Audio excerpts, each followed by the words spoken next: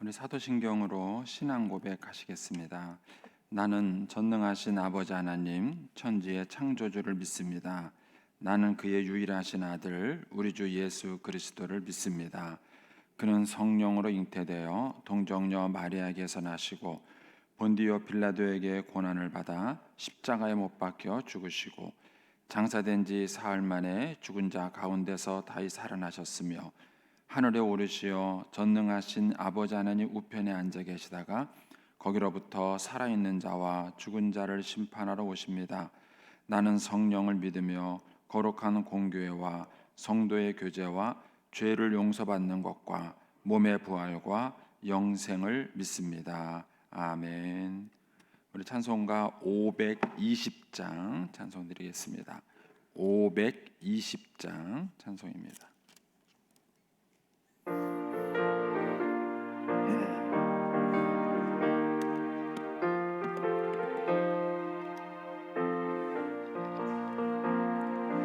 듣는 사람마다 복음 전하여 복스러운 소식 두루 퍼지세. 모든 사람에게 전할 소식은 어느 누구나 오라. 어느 누구나 주께 나오라. 어서 와서 주의 말씀 들으라. 하늘 아버지가 오라시니 어느 누구나 오라. 오는 사람들은 지체 말고서 문 열었을 때에 들어오시오. 생명길은 오직 그 주 예수니 어느 누구나 오라. 어느 누구나 주께 나오라. 어서 와서 주의 말씀 들으라. 하늘 아버지가 오라시니 어느 누구나 오라.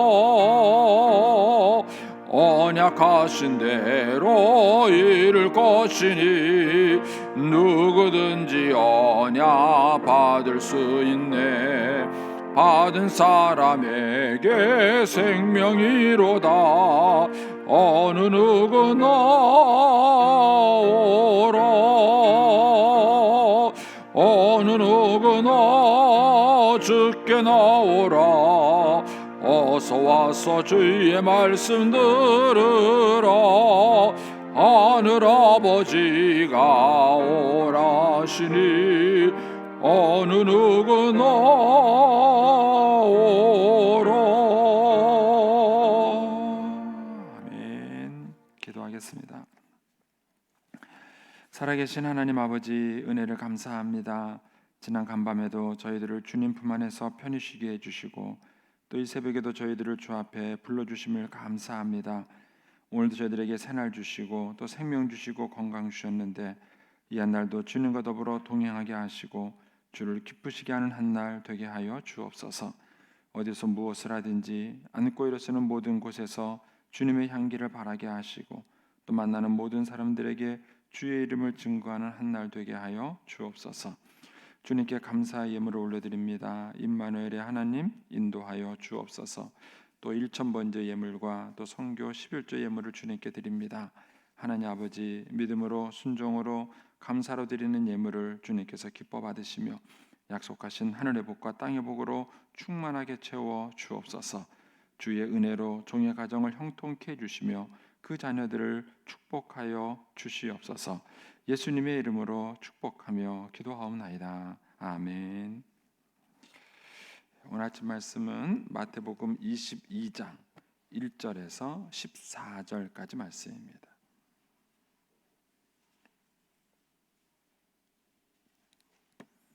마태복음 22장 1절에서 14절까지 말씀입니다. 같이 분도하겠습니다. 예수께서 다시 비유로 대답하여 이르시되 천국은 마치 자기 아들을 위하여 혼인잔치를 베푼 어떤 임금과 같으니 그 종들을 보내어 그 청한 사람들을 혼인잔치에 오라 하였더니 오기를 싫어하거늘 다시 다른 종들을 보내며 이르되 청한 사람들에게 이르기를 내가 오찬을 준비하되 나의 소와 살찐 짐승을 잡고 모든 것을 갖추었으니 혼인잔치에 오소서 하라 하였더니 그들이 돌아보지도 않고 한 사람은 자기 밭으로 한 사람은 자기 사업하러 가고 그 남은 자들은 종들을 잡아 모욕하고 죽이니 임금이 노하여 군대를 보내어 그 살인한 자들을 진멸하고 그 동네를 불사르고 이에 종들에게 이르되 혼인잔치는 준비되었으나 청한 사람들은 합당하지 아니하니 내 거리 길에 가서 사람을 만나는 대로 혼인잔치에 청하여 오라 한대 종들이 길에서 나가 악한 자나 선한 자나 만나는 대로 모두 데려오니 혼인잔치에 손님들이 가득한지라 임금이 손님들을 보러 들어올새 거기서 예복을 입지 않은 한 사람을 보고 이르되 친구여 어찌하여 예복을 입지 않고 여기에 들어왔느냐 하니 그가 아무 말도 못하거늘 임금이 사원들에게 말하되 그 손발을 묶어 바깥 어두운 데에 내던지라 거기서 슬피 울며 이를 갈게 되리라 하니라 청함을 받은 자는 많되 택함을 입은 자는 적으니라. 아멘. 이 새벽에도 주의 은혜와 축복이 함께 하시기를 축원합니다. 하나님께서는 이제 그 하나님의 마음을 우리들에게 전달하시기 위해서 그 마음을 어떤 이야기 속에 담습니다. 그 이야기는 이제 꾸며낸 이야기가 아니라 역사 속에서 일어난 어떤 사건들이죠. 이제 그 사건들 속에 하나님의 마음을 담고 이제 그 사건을 일으키는 이제 구체적인 대상이 이제 이스라엘 백성인 것입니다. 그래서 하나님께서 이제 이스라엘 백성들과 함께하고 또 그들 사이에서 일어난 그 사건들 속에 하나님이 그 속에 하나님의 마음을 담으신 거고, 그래서 우리로 하여금 이제 그 사건들을 이제 봄으로써 이제 그 속에 담긴 하나님의 마음을 알게 하신 거죠. 그리고 이제 그것을 크게는 이야기 형태로 우리에게 전달을 해준 겁니다. 이제 지금 이제 마태복음에서는 예수님이 계속 그 천국에 대한 얘기를 비유로 말씀하세요. 근데 이게 이야기잖아요. 우리는 이제 이 혼인잔치 이야기를 아마 웬만한 교회들은 많이 들었을 거예요. 왜냐하면 또 한두 번 들은 것도 아니죠. 왜냐하면 이제 이게 목사님들이 특히 이제 전도를 강조할 때 많이 이 본문을 우리에게 얘기를 한 것입니다. 근데 이제 지난번에도 말씀을 드린 것처럼 우리가 이제 성경 그 이야기 속에는 참 다양한 내용이 그 속에 담겨져 있습니다. 그것이 이제 이야기가 가지고 있는 힘이에요. 그런데 우리는 한 가지 그를 딱 보고 나면 다른 거를 보지 않는다는데 약점이 있습니다. 그래서 이거를 조금 이렇게 기존에 보던 것과는 약간 다르게 보는, 그렇다고 뭐 특별하게 뭐 이상하게 해석을 하라 이제 그런 뜻이 아니에요. 그 속에 담겨져 있는 하나님의 마음을 우리가 읽어낼 수 있는 노력을 해야 된다는 얘기입니다. 그리고 또 재밌는 거는 이 이제 이야기가 재밌잖아요, 그렇죠? 그렇죠. 그 이 오늘 본문은 이제 혼인잔치의 비유라고 알려져 있는데, 이 이야기를 하시고 이야기의 핵심은 14절이에요. 예수님이 이제 이야기를 쭉 하시고 이제 14절에 청함을 받은 자는 많되 택함을 입은 자는 적다 그러는데, 요 앞에 사실은 이와 같이라는 말이 들어가면 더 좋아요. 그래서 우리말 성경에는 이와 같이, 영어 성경은 for가 여기에 그 접속사로 들어가 있습니다. 그래서 이 혼인잔치의 비유를 쭉 얘기한 것은 이 14절에 청함을 받은 자는 많되 택함을 입은 자는 적다. 이제 요게 요 비유의 핵심이에요. 요 비유 이야기 속에 담겨져 있는 가장 큰 핵심이고, 그리고 요 핵심 속에서 우리가 여러 가지 하나님의 마음들을 이 속에서 배울 수 있습니다. 근데 이제 그거를 이야기로 하는 거예요. 요 혼인잔치 이야기는 재밌지 않나요? 우리가 아이들한테 이거는 뭐 유치원 아이들한테도 얘기해 줄 수 있는 거예요. 그 얘기를 해줘도 아이는 그 이야기를 기억할 수 있죠. 그러니까 재미가 있는 거예요. 그리고 이제 그 이야기를 가지고 생각하는 중에 이제 그 속에서 그 이야기 속에 담긴 하나님의 마음을 아이들이 느끼는 거죠. 우리도 느끼는 거고요. 그걸 느꼈을 때 거기에 이제 우리가 이제 은혜를 받게 되고 또 우리의 길도 인생길도 이제 안내를 받게 되는 것입니다. 우리가 이제 어제 묵상했던 비유에서는 어떤 인생관이 담겨져 있느냐면은 청지기적 사상에 담겨져 있는 겁니다. 하나님께서 포도밭을 만드시고 그 농부들에게 세를 준 것처럼 인생이라는 것이 그런 거예요. 저와 여러분의 것은 하나도 없어요. 근데 이거를 우리가 빨리 깨달아야 되는데 이걸 자꾸 잊어버려요. 그리고 마치 인생이 내 것이라는 생각을 자꾸 하는 거예요. 그러다 이제 결국 인생이라는 거는 살다가 이게 내 것이 아니구나 하는 거를 점점점 깨닫는 거예요. 내 것이 뭐가 있으세요? 돈이 내 겁니까? 자식이 내 건가요? 건강은 내 건가요? 시간은 내 건가요? 어떤 것도 내 것이 없어요. 근데 이제 이거를 우리가 사는 동안에 자꾸 놓쳐서 살다가 보니까 이게 자꾸 내 것 같은 착각에 빠지다 보니까는 하나님과의 관계 설정이 잘못되는 거고 인생이 삐뚤어지는 것입니다. 근데 오늘 이 혼인잔치의 비유에도 보면은 그런 하나님의 마음이 담겨져 있습니다. 자, 여기 보시면 2절에 천국은 마치 자기 아들을 위하여 혼인잔치를 베푼 어떤 임금과 같다. 그러니까 잔치를 베푼 임금에다가 천국을 지금 얘기하세요. 그러면서 여기다 얘기를 하는데 우리가 잘 아는 것처럼 청했는데 사람들이 오지 않잖아요. 그런데 한번 먼저 3절을 보세요. 그 종들을 보내어 그 청한 사람들을 혼인잔치에 오라 하였더니 오기를 싫어했어요. 그러니까는 4절에 다시 보냈어요. 여러분 같으면 다시 보내겠어요? 저는 자존심 상할 것 같아요. 자존심 상할 것 같아요. 그냥 오늘 우리 집에 잔치가 있는데 한번 와주세요 했는데 툭 거절해버려요. 거기를 또 제가 와달라고 구걸을 해야 되나요? 구걸해야 되나요? 그런데 여기에 비유된 그 임금은요, 다시 보내요. 다시. 그러니까는 한 번 거절을 당했는데 그 거절당한 사람한테 또 보내요. 그러면서 이번에는 좀 자세하게 설명을 해요. 그러니까 3절에서는 이제 혼인잔치에 청했다면 거절했다면 이제 4절에 가서는 얘기를 해요. 내가 오찬을 준비했고 소와 살찐 짐승을 잡고 모든 것을 갖추었으니 얘기를 하는 거예요. 이렇게 맛있는 것도 준비하고 뭣도 준비하고 막 구구절절 설명을 하면서 또 초청을 해요. 그런데 이 양반들이 또 거절을 해요. 거절합니다. 거기 5절에 보니까 그들을 돌아보지도 않고 한 사람은 자기 밭으로 한 사람은 자기 사업으로 가요. 그리고 그 남은 자들은 종을 잡아 모욕하고 죽여요. 여러분 이거는 굉장히 기분 나쁘죠. 그렇죠? 예. 이 속에서 그 하나님께서 보여주시는 것은 하나님의 마음이에요. 여러분 부모하고 자식하고 싸우면 누가 이긴다고요? 예? 자식이 이겨요. 왜 그렇죠? 부모가 더 사랑하기 때문에 그래요. 사랑하는 사람하고 싸우면 이게 사랑이 많은 사람이 지는 거예요. 예. 그러니까 이제 가끔 이제 애들한테 뭘 부탁하거나 뭐 이럴 때는요, 가끔 치사하고 들어올 때 있지 않나요? 아유 정말 이게 그런데 이게 자녀니까 부모가 그냥 자존심도 굽히고 들어가고 자녀니까 이게 이제 속상해도 들어가고 뭐 한 번, 두 번, 세 번 이렇게 이제 넘어가는 거예요. 그러면 우리를 향한 하나님의 기본적인 마음은 뭐냐면 우리를 사랑하시는 거예요. 사랑하시기 때문에 하나님은 기다려 주시고 한 번, 두 번, 세 번 계속 우리를 권면하시는 거예요. 우리가 어제 읽은 비유에서도 마찬가지죠. 종들을 한 번 보낸 게 아니라 또 보내고 또 보내고 그 농부들이 그렇게 종들을 학대하고 그러는데도 또 보내고 또 보내고 나중에 누구까지 보내냐면은 아들까지 보내셔요. 이것이 하나님의 마음이세요. 그러니까 하나님은 우리를 사랑하셔서 우리하고 싸울 때 하나님은 자존심을 내세우지 않으세요. 자존심을 내세우지. 이 자존심을 내세운다는 얘기는 안 사랑한다는 얘기예요. 사랑한다.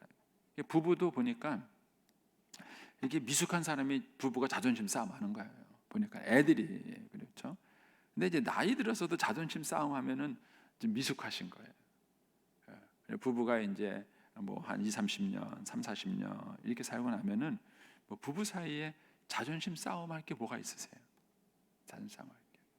근데 우리는 자존심 싸움을 해요. 근데 그게 뭐냐면 사랑이 적어서 그런 거예요. 사랑이 많으면 사랑이 많은 쪽이 자존심을 굽혀요.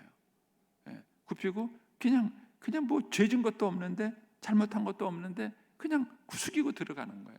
왜냐하면 사랑하기 때문에 그런 거예요. 사랑하기 때문에. 네. 교회에서도 누가 못 돼야 될까요? 사실은 새신자가 못 돼야 돼요. 철이 없으니까. 그렇죠? 철 없는 사람한테 그렇게 친절하게 대해주는 건 뭐죠? 우리 장로님들이죠. 뭐 권사님들이죠. 왜요? 더 연륜이 있으니까, 더 사랑이 많으니까 그런 거예요. 그래서 왜 나한테 이런 굳은 일 시키냐고 그렇게 말하지 마세요. 왜냐하면은 사랑이 많으니까 굳은 일을 시키시는 거예요. 교회에서 부탁하는 거예요. 장로님이나 권사님한테 굳은 일을 부탁하는 거는 사랑이 많으니까 부탁하는 거예요. 왜냐하면 사랑이 많은 사람이 숙이고 들어가는 거예요. 여기 보면은 하나님께서 잔치를 만들어 놓고 초청을 했는데 거절을 당했는데도 또 자존심을 굽히고 또 요청을 해요. 또 요청을 하고 또 얘기합니다. 이것이 역사 속에서 계속 흘러온, 또 지금도 계속 우리에게 말씀하시는 하나님의 마음이고 하나님의 태도예요. 하나님의 태도예요. 그런데 이제 이게 언제까지 있는 것은 아니에요. 그래서 사랑의 희생에는 끝이 없지만 사랑의 시간에는 한계가 있어요. 그래서 여기 보면 이제 7절에 가면 임금이 노하여 군대를 보내요라는 말이 나와요. 그리고 우리가 어제 본 비유에도 보면은 이제 아들까지도 죽이니까 그 다음에 남은 건 뭐예요? 그 농부들에게 그 포도원을 뺏어서 다른 사람에게 주는 것이죠. 그래서 기독교 역사가는요 직선적이에요. 이거를 마귀가 속인 게 뭐냐면은 윤회설이에요. 이 윤회설의 치명적인 거짓말은 뭐냐면 다음에 또 기회가 있다는 거예요. 다음에 또 기회가 있다. 뭐 이 생이 아니면 다음 생에 기회가 있고, 다음 생이 아니면 그 다음 생에 기회가 있고, 이게 거짓말이에요. 그런데 기독교 역사 속에는 기회가 그렇게 여러 번 있는 게 아니에요. 우리가 이 땅을 살아가는 동안에 단 한 번의 기회가 있는 거예요. 이 기회를 놓치면 우리는 모든 것을 잃게 되는 거예요. 근데 이거를 이제 마귀가 여러 가지 이제 거짓말을 하는 것이죠. 그래서 하나님께서 우리에게 끊임없는 이 심판 전에는 끊임없는 사랑을 베푸세요. 끊임없는 사랑. 우리가 이 땅에 살아가는 동안에는 하나님이 계속 우리에게 사랑을 베푸셔요. 근데 이거를 어떻게 깨닫느냐는 거죠. 자, 이번에는 청함 받은 사람을 한번 묵상을 한번 해보십시오. 이 청함 받은 사람들을 보면은요 참 못됐어요. 여기 보면 이 3절에 종들을 보내어 청한 사람을 혼자 오더니 오기를 싫어했어요. 나 안 가요. 나 안 가겠습니다 하고 싫어했어요. 그런데 싫어한 정도가 아니라 5절에 가면은요 또 그 초청을 했는데도 불구하고 그 사람들이 그들을 돌아보지도 않고, 한 사람은 자기 밭으로 가고 한 사람은 자기 사업하러 가고, 또 6절에 가니까 어떤 사람들은 그 종들을 잡아서 막 모욕하고 죽인 그런 사람도 있어요. 그러니까 이런 모습들 통해서 하나님께서 우리 인생을 얘기하는 거예요. 성경에서는 인생의 죄인이다 이렇게 말하는데 어떤 면에서의 죄인이냐 하면은 하나님의 사랑을 끊임없이 무시하고 배신하는 거예요. 무시하고 배신하는. 아까도 말했지만 사랑하는 사람하고 사랑하지 않는 사람하고 싸우면 사랑하는 사람이 지는 거예요.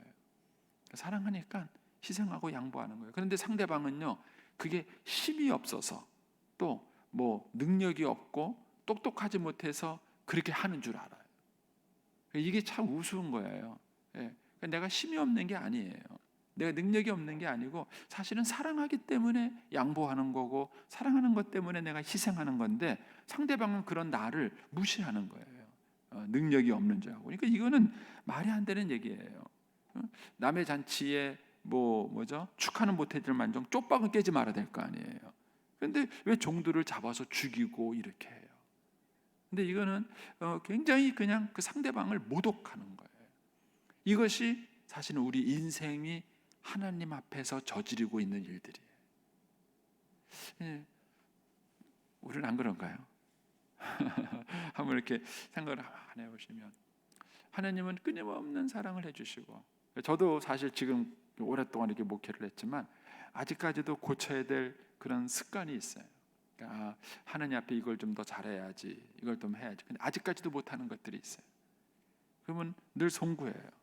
근데 하나님께서는 끊임없이 우리를 사랑하시고 우리를 기다려 주시는데 거기에 대한 인간의 태도는 뭐냐 하면은 그런 하나님의 사랑을 무시해요. 어느 정도 무시하느냐 하면은 자기 밭에 가는 것과 잔치에 가는 것을 비교해 봤을 때 밭에 가는 게 더 중요해요.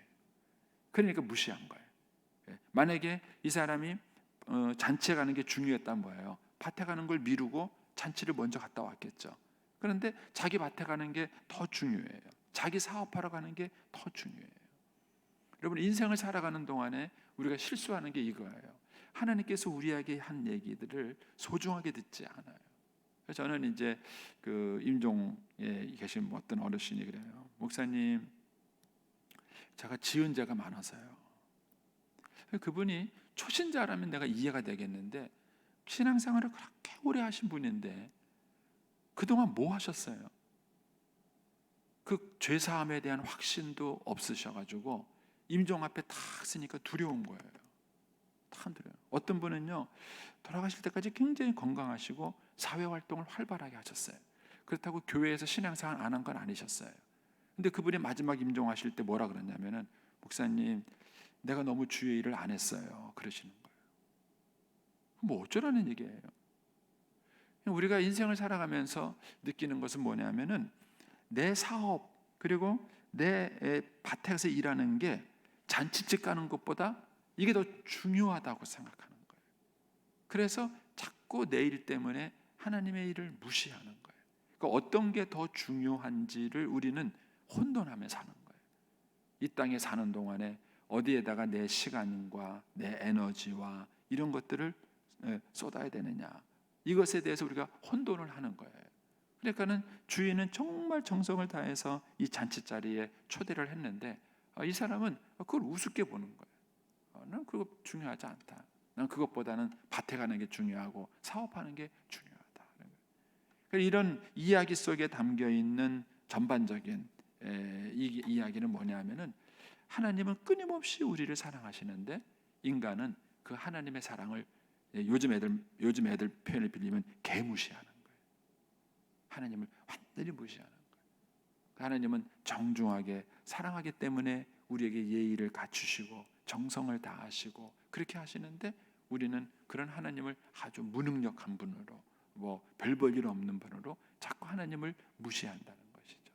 이것이 결국 나중에는 우리에게 심판을 가져오는 것이죠. 이 뒤에 이제 보면 이제 여러 사람들을 막 혼인 잔치에 결국은 초대를 하게 되는 것이죠. 그래서 왔는데 거기 11절에 보시면 임금이 손님을 보러 올 때 예복을 입지 않은 사람이 왔어요. 그러니까 이 사람도 기본 예의가 없는 거예요. 잔치집에 와서 그 잔치집에 초대를 받았으면서 거기에 그 마땅히 입어야 될 예복을 입지 않고 나왔다. 만약에 여러분 생각하세요. 어떤 남녀가 첫 선을 보러 왔어요. 그 선을 보러 탁 왔는데 그 선을 잘 성사시키려면 어떻게 하겠죠? 사람이 잘 꾸미고 오겠죠. 그런데 선 보는 자리에 딱 갔다니까는요, 완전히 작업하다가 왔는지 머리는 깨재재하고 옷도 그렇고 막 얼굴은 세수를 했는지 안 했는지도 모르고 탁 나왔다는 얘기는 뭐예요? 처음부터 그 선 보는 걸 깨겠다는 거죠. 그건 상대방을 무시하는 처사예요. 완전히 개무시하는 거죠. 그러니까는 이 사람이 이렇게 하나님 이 주인을 무시하는 거예요. 결국은 이 사람도 쫓겨나는 것이죠. 그래서 주님께서 이 혼인잔치의 비유를 통해서 우리에게 보여주시는 것은 우리를 향한 하나님의 사랑과 그 다음에 그 사랑을 무시하는, 그 사랑을 너무 가볍게 여기고 그것을 아무렇지 않게 생각하는 우리들의 그 완악한 마음을 여기에서 하나님이 대비적으로 보여줍니다. 이런 면에서 우리가 오늘도 한번 생각해 볼 필요성이 있습니다. 우리가 매일의 삶 속에서 하나님의 많은 사랑을 사실은 우리는 받고 살고 있어요. 그걸 우리가 무시하고 있는 것은 아닌가. 사실 저는 이제 우리 요 부에도 외국인 노동자들이 많잖아요. 근데 그 외국인 노동자들 보면은 똑똑한 친구들이 많아요. 그런데도 불구하고 그 사람들이 고향을 떠나서 여기 오는 이유는 뭐예요? 그 나라가 가난해서 그래요. 그 나라가 가난하니까, 나라가 가난하니까 백성도 가난한 거고, 그 사람께 결국은 그 가족들을 떠나서 타향살이를 하는 거예요. 여기 와서 돈 벌어 보겠다고 그렇게 하는 거예요. 그런데 우리는 이제 그런 것들을 다 극복하고 우리에게는 그 사람들이 누리지 못하는 축복을 우리가 많이 누리고 있는 것이죠. 근데 이런 것들을 과연 우리가 감사로 알고 있는가? 저는 이제 우리의 자녀들이 요즘 세대가 참 어렵기는 해요. 참 너무 요즘 젊은이들 보면 불쌍해요. 너무 사는 게 힘들고 어려워서. 근데 그럼에도 불구하고 기본적으로 우리가 받고 누리는 축복이 있어요. 예. 그런 것들에 대해서 우리가 어떤 마인드를 갖고 기본 마인드를 갖고 살아가는가 하는 것이죠. 그러니까 하나님께서 우리에게 끊임없는 사랑을 주시는데 그 사랑에 대해서 우리는 어떻게 반응하고 있는가? 그래서 그것을 결론적으로 주님이 이제 14절에서 그렇게 얘기하신 거예요. 청함을 받는 자는 많되 택함을 입은 자는 적다. 이 얘기는 하나님께서 우리에게 많은 사랑을 주셔요. 근데 문제는 그 사랑을 사랑으로 느끼는 사람은 많지 않다는 거예요. 여러분, 적게 받아서 적게 느끼는 게 결코 아니더라고요. 우리 어르신들도 뭐 다 아시겠지만 자녀들을 여러 명 키우면서 다 똑같이 사랑해요. 부모가 다 똑같이 그들에게 희생해요. 근데 어떤 자녀는 그런 부모님의 사랑을 느껴요.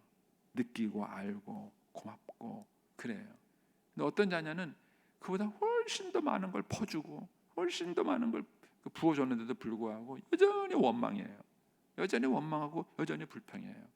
그거는 주는 것이 적어서 그런 것이 아니에요. 예. 그 사람이 많이 받았다 그래서 많이 받는 게 아니더라고요. 받은 거를 알아야 돼요. 예. 받은 거를 알고 느껴야 그가 받은 거죠. 그러니까는 받은 것, 내가 받은 것을 아는 것만큼만 내 거예요. 그 사람이 아무리 많이 받았다 그래서 그것이 다 내 것이 아니더라고요. 주님이 이 원리를 여기서 얘기하신 거예요. 하나님께서 모든 사람을 다 초대하세요. 모든 사람을 다 초청하세요. 그러나 그 초대에 다 응하지 않는 것처럼 지금도 하나님께서 모든 사람을 사랑하세요. 하나님이 세상을 이처럼 하나님이 이스라엘 백성만 사랑하신 것 아니에요. 하나님 어떤 특정한 사람만 사랑한 게 아니에요. 하나님이 세상을 이처럼 사랑하사 독생자를 주셨어요. 이런 모든 사랑을 하나님께서 지금도 우리에게 주시는 거예요. 근데 지금도 이 사랑을 느끼고 아는 사람과 그거를 받았음에도 불구하고 느끼지 모르고 살아가는 사람인 거예요. 과연 저와 여러분은 택함을 입은 자인가? 우리 선배 목사님들은 이걸 구원의 문제만 국한시켰어요. 한 가지 칼라로만 해석을 했어요. 그러니까 우리는 이 본문을 볼 때마다 난 택함 받은 자야, 난 택함 받은 자 이렇게 생각하시는 거예요. 기본적으로는 구원받은 사람에게 맞아요. 그러나 여기에는 단순히 구원 문제를 얘기하는 게 아니에요. 원리 문제를 얘기하는 거예요. 하나님은 지금도 우리에게 많은 사랑을 주시고 있고 많은 기회를 주시고 있고 많은 축복을 주시는 거예요. 근데 문제는 하나님이 그렇게 사랑을 해도 못 느낀다는 거예요. 그러니까 청해도 그 잔치에 참여한 사람만이 그 축복을 누리는 것처럼 하나님께서 저와 여러분에게 오늘도 많은 축복을 주십니다. 오늘도 많은 기회를 주시는 겁니다. 문제는 우리가 오늘 행복하지 못한 거는 받지 못해서가 아니라 받은 거를 느끼지 못하는 거예요. 인식하지 못하는 겁니다. 그래서 그거를 우리가 깨닫는 것만큼 느끼는 것만큼 오늘 하루가 행복하실 겁니다. 이 새벽에 기도하시면서 하나님이 많이 어려운 것 같지만 우리는 이미 많이 청함을 받은 사람이다. 하나님께 많은 혜택과 사랑을 받은 사람이다. 이거를 우리가 어떻게 그것을 풍성하게 느끼는가? 그래서 오늘 한날도 저와 여러분이 단순히 청함만 받은 것이 아니라 택함 받는 자리에 서는 그런 귀한 한날이 되기를 축원합니다. 기도하겠습니다. 오늘은 11자입니다.